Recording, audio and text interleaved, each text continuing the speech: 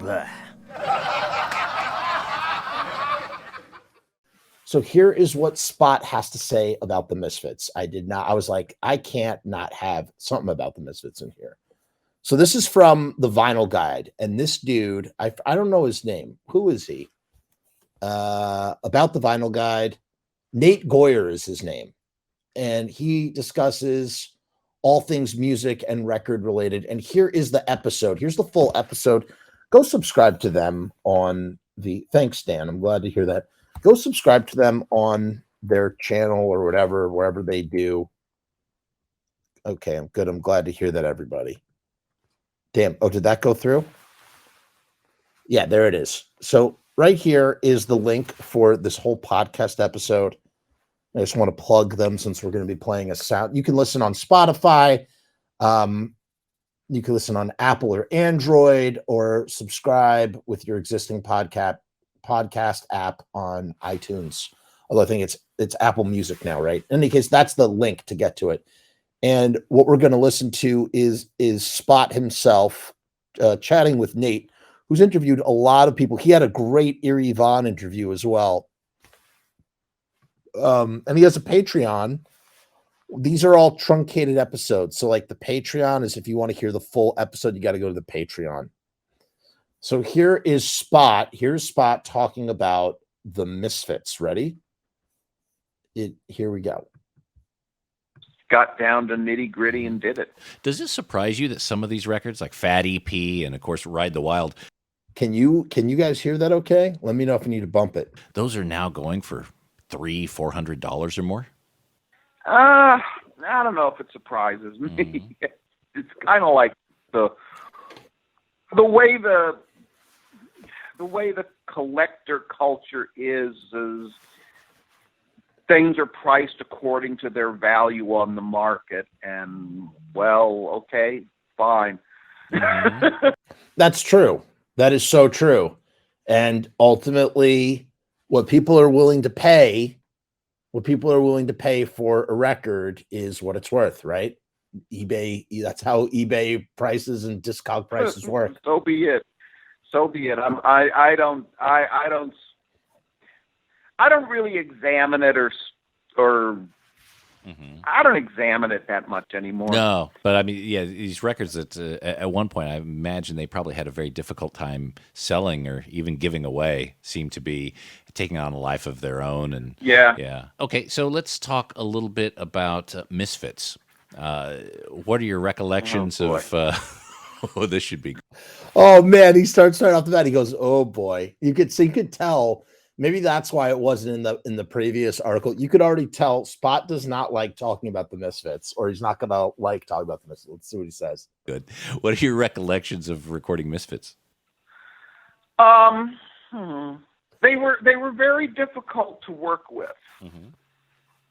but I do have one great story of one session that I don't think I'm going to tell it to you because I'm just going to save that for the book. I've already written it down for the book. Wow. Damn. Well, I don't know if the book ever came out. Is that the book of photography or whatever? But like, I'm glad it was written down so it's not lost to history, because when people pass away and they don't talk about these things, they're lost to time. And again, there's only 5 people who were around, or I don't know if there was 5, maybe there was more. Oh, that's not true. I think Rocky was there too. There was only a couple of people around for the recording of Earth A.D, and Spot was one of them, and he's not the Misfits. So he is an unbiased POV into that process, which is a very contentious process. Supposedly Glenn was asleep during the sessions. And, Jerry and Doyle and Robo played really fast. They recorded everything in 6 hours, which makes sense. It's not just a Misfits thing. It's a Spot thing, as we just learned about, as we read about the style of recording everything in a live sort of setting and doing it as true to the live sound as possible. So when you look at Earth A.D, it really is kind of like the best live recording of the Misfits. Let's listen to what Spot has to say. Okay. And I've got a bunch of stories like that I haven't found a publisher ready to take it on. I don't know. Mm-hmm. So you received a phone call. Who called you from Misfits? Was it one of the band members? Did they have a manager that called? No, there wasn't a manager as far as I knew. They were just a touring band, and I think we talked face to face at some point. Just when at one point they wanted that they had some shows out in L.A. and they wanted to schedule a recording session. We went into one studio, and then it, I'll put it this way: the tape machine blew up, so we couldn't get anything done. Mm-hmm. That's crazy. See, I didn't know that the tape. That's never been. Nobody ever says that. Jerry has never talked about that in any interview, that the tape machine blew up. We do know that they recorded it through the night. That's probably why Glenn was sleeping. They did it after they had played a show, so the band was warmed up. They were like hot, ready to go, warmed up. We know that they were in a concrete room or something with Doyle in the middle and Jerry and Doyle facing each other, kind of like three sides of a square, right? Doyle, Jerry, Robo right here. And they're probably able to watch it. They're watching closely. They're mic'd well. They don't have to worry about playing on crappy live setting. So they're watching each other's hands for the changes. They're not the guitar and changes and whatnot. They sound so friggin' tight. And that's all because, or at least credit impartial to Spot. Was not my fault.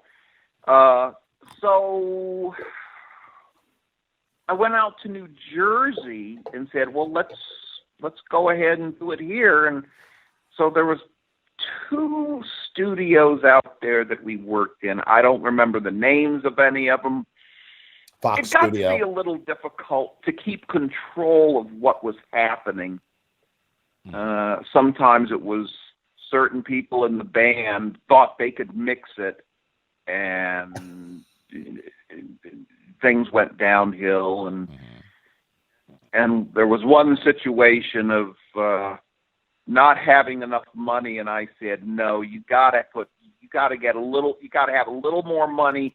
We need to do 4 hours rather than 2 hours. It's going to take, if you want it to come out like shit, and I had to really talk people into doing it the right way. Well, do it at the right way, but again, like it was recorded in 6 hours, right? So like, I don't know. Come on, like in your Spot sort of way. I don't know.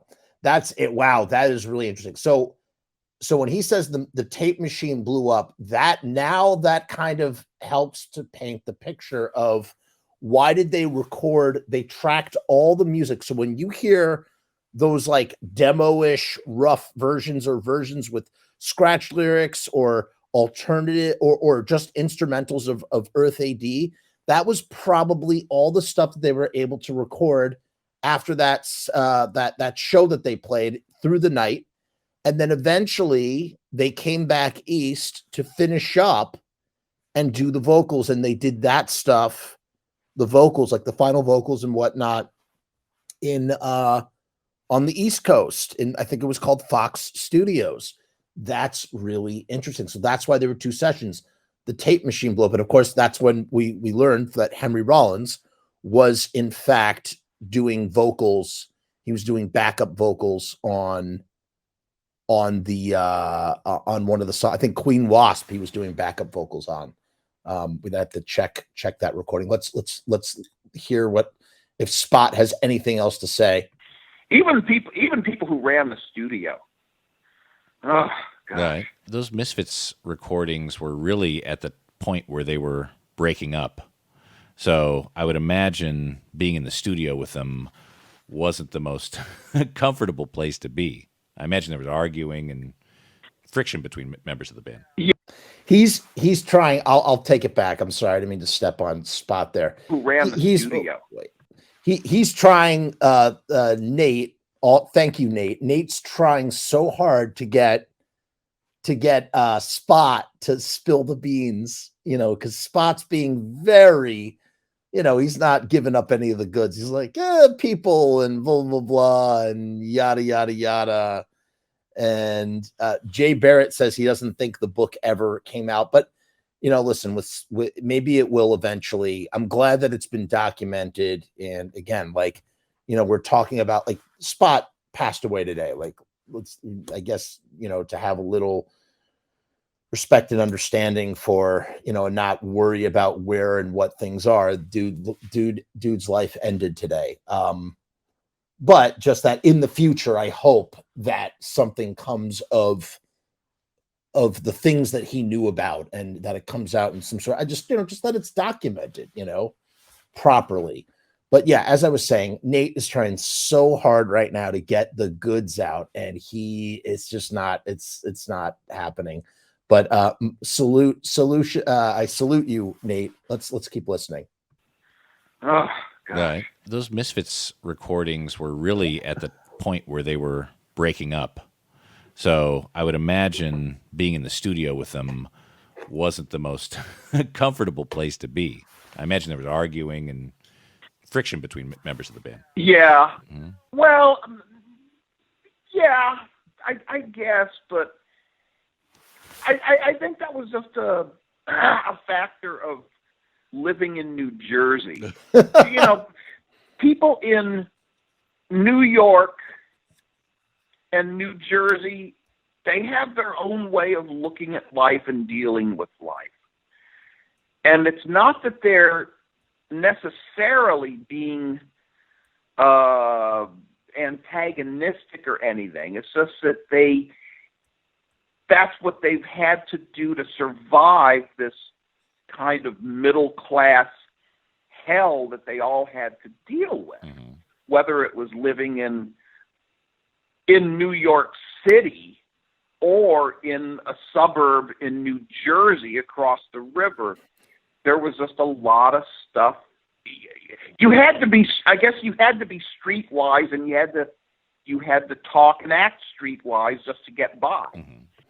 I mean, I can't really speak to that personally on some levels. I grew up in a nice little suburb in Westchester, outside of the city, but I do think that there is a little bit of what he's saying and maybe, a lot actually, if you think about the 70s, different times, but just that, people on the East Coast in New York, we are wired differently than, say, West Coast people. There's absolutely, when you go out to, like, when I go to, like, Colorado, or when I do encounter, like, people from LA, it's like, it's just a different mentality, dude. There is, like, this sort of, like, way more sort of laid back kind of vibe. And I feel like that is so different from, like, the tri-state area, mentality, that sort of thing. I don't know.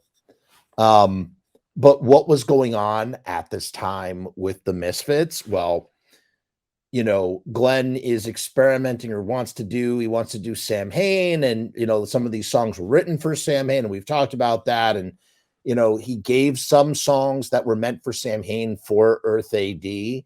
And, he wanted things to be, or he claims in interviews, he wanted things to be slower and more moody and gothic or whatever.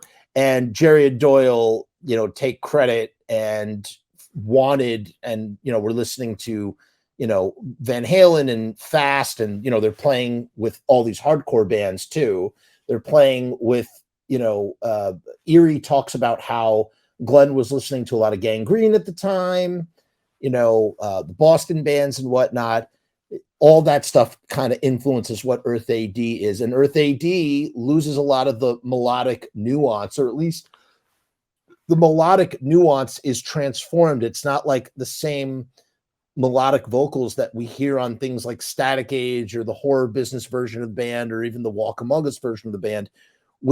Everything's been sped up, and there's a lot less time for, the melodies to sort of aerate, if you will, Even at like a breakneck speed of Last Caress, there's still time to sort of sing out the melody, where Earth AD is just that's not good. That's not right. Actually, there's a band that just got so carried away with it in the best way. Hour of the Wolf, man.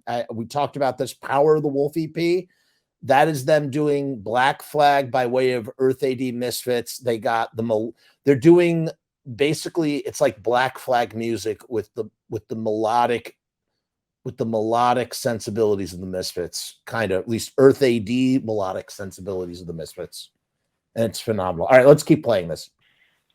So, that's kind of maybe more, I'm referring to that more than anything else, really. The album that resulted from the sessions, Earth AD and Wolf's Blood, there seems to be side A was Earth AD, side B was Wolf's Blood. Is that because it was two different studios, two different sessions? I have no idea. I don't necessarily have any idea either, but I do want to just weigh in on this. Just say that, I think maybe it was on this show, actually, we talked about, we all decided that Earth AD is actually a kind of a double EP, more so than it is like a straight album, although you could look at it as an album as well. But that it's like a double EP. It's two EPs kind of put together. There's Earth AD and Wolf's Blood. In the same way that Magical Mystery Tour is actually also a double EP that had more songs added to it.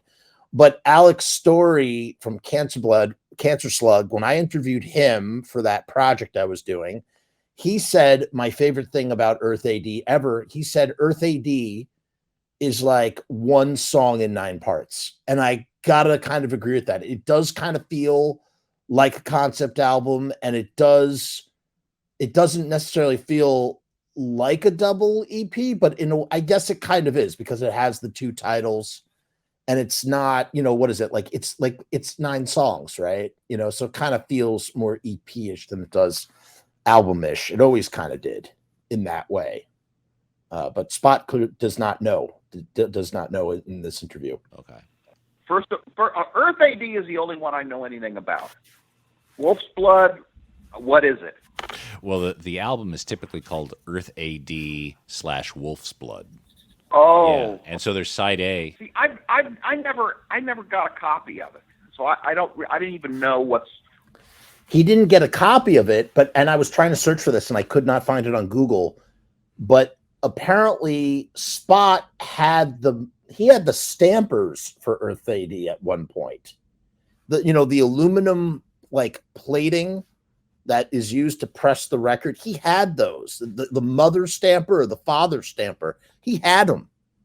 He had the ones for Earth AD on it. Well, if you get an original copy these days, it'll be about as much as a cheap car. I figure. Yeah. All right. So let's talk about recording Black Flag. So that's it. And you should obviously listen to the whole episode. Like the link is here. I'll put the link in the comments too. Again, big shout out to Nate Goyer. Thank you for interviewing Spot. Nate he's interviewed so many people, and the dude is awesome. In fact, that's a dude I should really try and see if I just love to talk music with him, see if I can get him on the show at one point. He's a great interviewer. I really appreciate him. So shout out to Nate. And that kind of brings us to the end of the show. Let's just look at some of the comments here. I said I was going to do that, and then we're going to wrap things up.